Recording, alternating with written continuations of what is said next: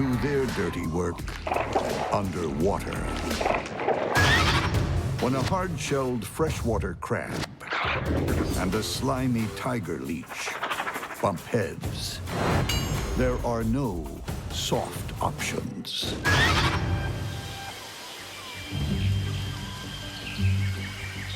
Both creatures live and feed in the same pond. But that's where similarities end. Both have the will and the weaponry to fight to the finish. This pond is simply amazing. It's packed full of life. It has the crabs, it has leeches, it has small freshwater shrimp, it's got fishes, it's got all sorts of insects living in it. It's an entire active ecosystem. And one of the issues with this sort of a gorgeous little ecosystem is that everyone in this pond runs the constant risk of becoming someone else's dinner. The freshwater crab is a shameless scavenger, feeding on the recently dead or anything too weak to fight. They'll eat small fish, they'll eat small invertebrates, they'll eat other small crustaceans, they'll eat a little bit of plant material, they'll eat essentially anything that they can get. Like a knight in shell-hard armor, the freshwater crab's body and legs are safe from all but the most extreme assault. Even her eyes retract on stalks, folding in like car side mirrors for safety. And serious trauma, like losing a leg, doesn't mean game over. Look at this crab. It's missing a leg, it's missing a foot, but it's an arthropod. And because it's an arthropod, it's able to regenerate the leg next time it sheds its exoskeleton. Food is always fair game, even when someone else is chewing on it. But the freshwater crab's major weapon is its claws. And it's with these claws that they're able to do everything. They can grab prey or potential predators. They can tear things apart. They can move rocks around. They can dig burrows. They do courtship, waving their claws to the females. They can do whatever they want to do.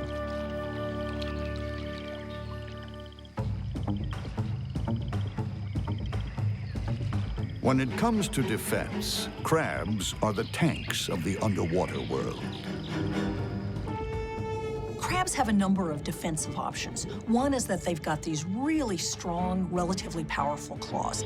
In addition, they're covered with a very hard exoskeleton.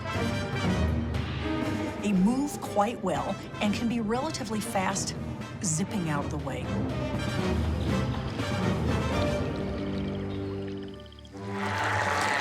Sharing the freshwater pond is a devastating opponent.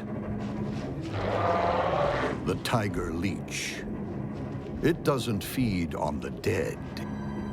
It sucks life from the living. The tiger leech is an aquatic vampire that actively seeks out its victims. But instead of using fangs, it has 3 jaws that it makes a Y-shaped incision and then sucks the life out of them. The leech breathes through the walls of its body by means of gas exchange, so as long as the water is well oxygenated, it can stay submerged for as long as it likes. These guys are very capable swimmers. They're like an eel crossed with a slinky, and once they latch on, the anaconda in them comes out. They really are little monsters. Tiger leeches are relentless. The posterior sucker attaches to their victims with an almost unbreakable grip. Up at the head, the anterior sucker does the real damage. It's all mouth, with tiny razor-sharp jaws. Once they bite a prey, they hold on with a combination of suction and mucus. They also inject an anti-clotting enzyme to keep the wound from closing up and slowing down their feeding. Contrary to popular belief, not all leeches are bloodsuckers. Some extract a whole range of bodily fluids. Leeches can ingest several times their body weight while feeding off another creature.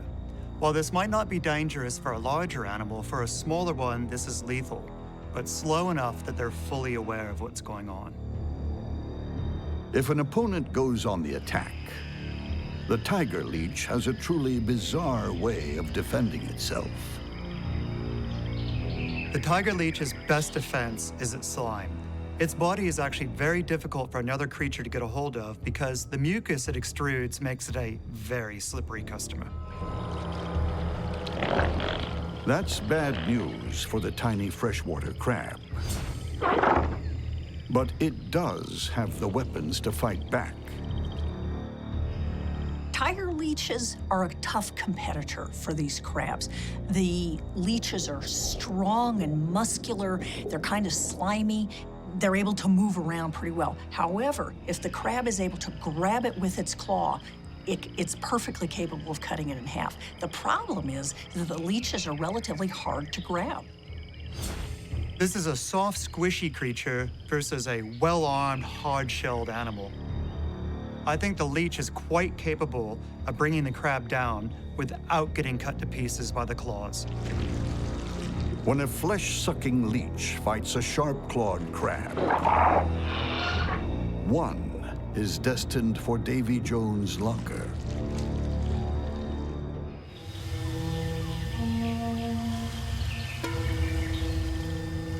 Two pond dwellers are about to engage in a fight to the death.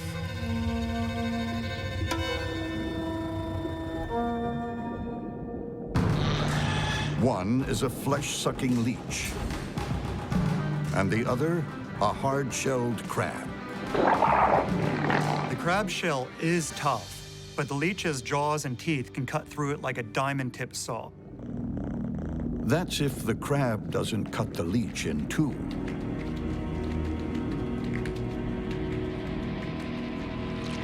It's feeding time in the pond, and any creature is fair game.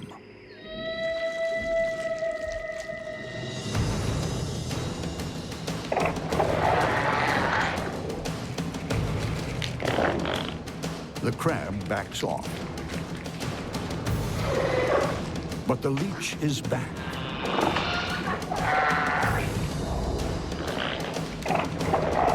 It searches for the crab's Achilles heel.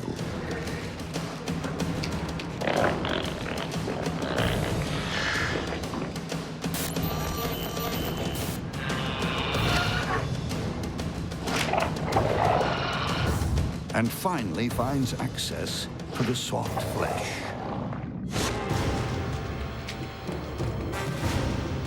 The jaw is clearly visible. The leech starts to suck the crab dry from the inside. This is bad news. The crab is able to defend itself really well in the front of its body, but behind, it can't get its pinchers. It can't get its legs behind it. And if that's bad news, there's worse to come. Leeches have chemosensory organs, and they've detected a crab in trouble.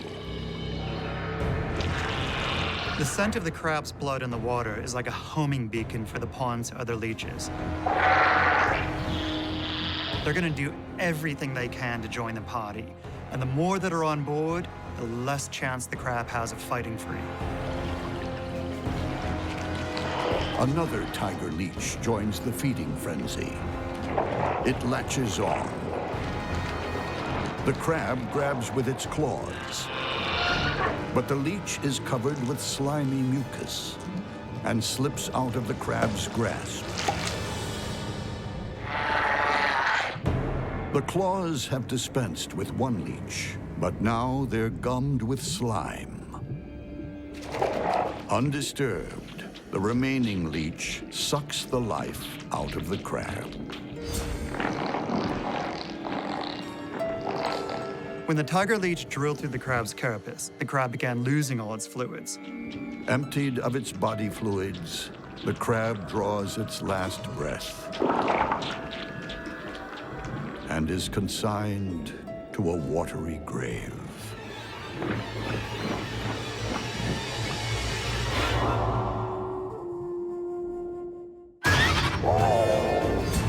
In a monster bug war, clever tactics triumph over superior firepower.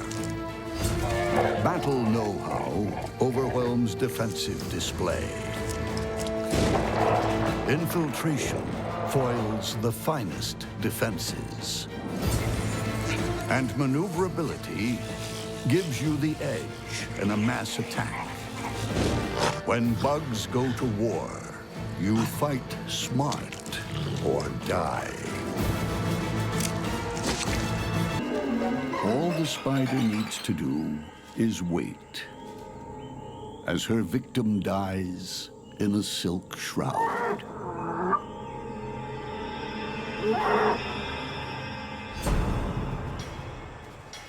Far from the safety of its colony, a bull ant pays the price for going solo.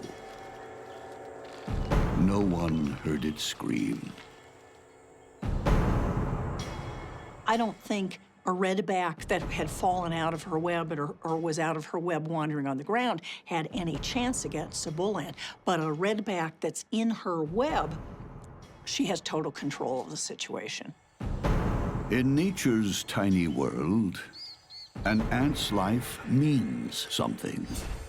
For this skillful redback, it's a fresh meal before she's ready to kill again.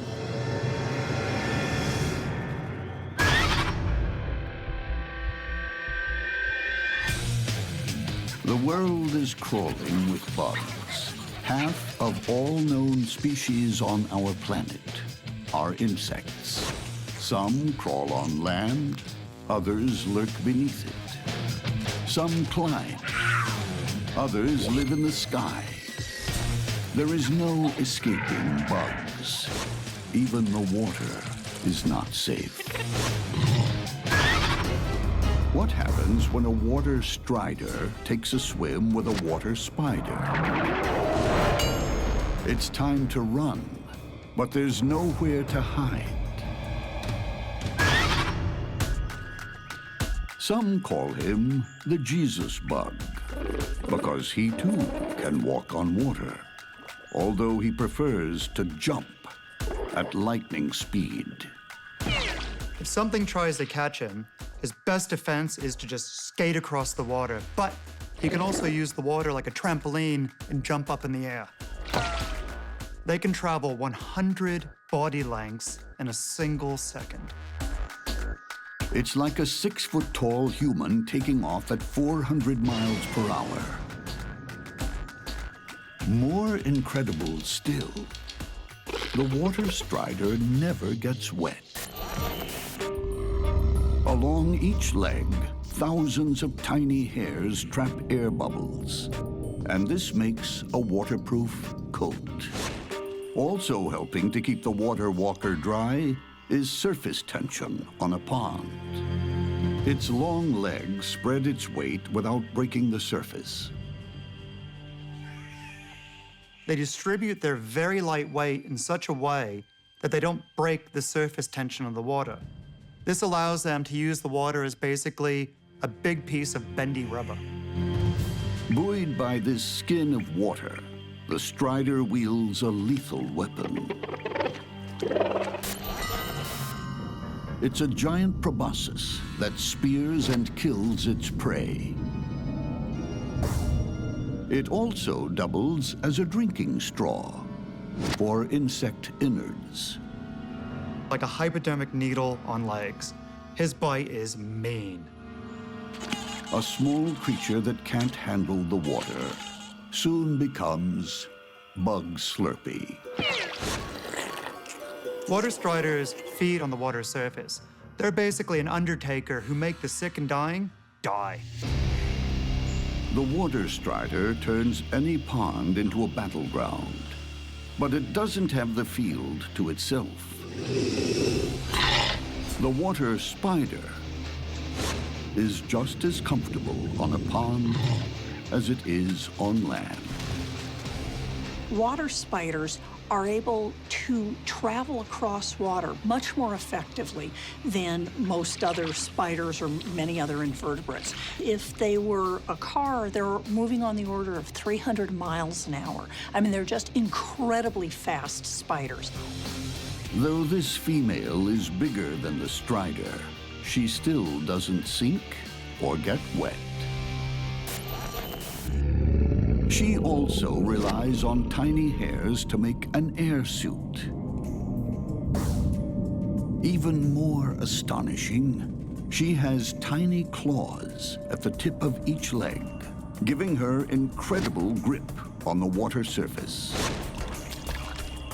If they really want to take off and run after something or run away, they're able to literally gallop on the water. They raise their legs up and are literally running across the water in a gallop.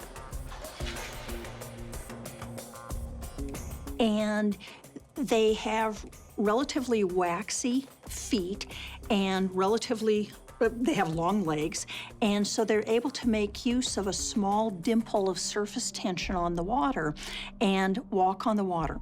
They hold their front legs and their back legs out, holding onto the water, and then they use their middle two legs to stride, and the little dimple of water acts like an oar. So literally, they're moving along like this in the water. And when a potential reel, like this fly, hits the water, it telegraphs ripples straight to the spider's sensors. By putting their feet at the water's edge, they're responding very closely to vibrations coming from the water. They're exquisitely sensitive to those vibrations. There are worse ways to go than drowning.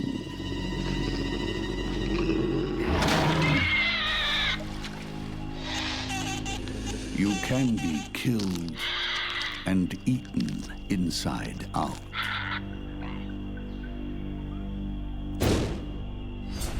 In a face-off between these two floating attack machines, it all comes down to who moves first.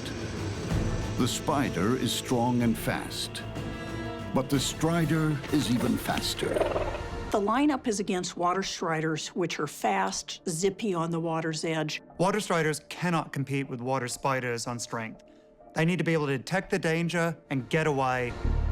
It'll be a case of the quick or the dead.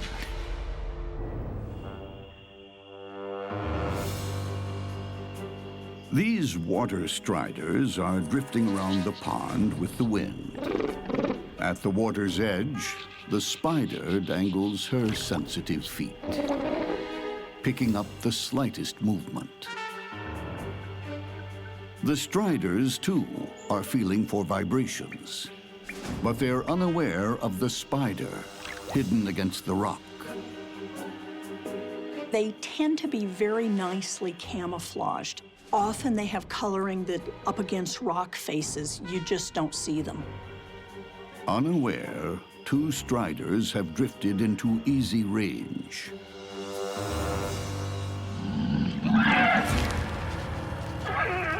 One uses its lightning speed to escape. The other is not so lucky. Deadly venom shoots into the strider. It will never know what happened. The fangs are used to squish the prey up to some extent. It is simultaneously regurgitating digestive enzymes. So what they're basically doing is they're dissolving the prey, turning it into a protein milkshake, and then sucking it down. The strider is turned to liquid.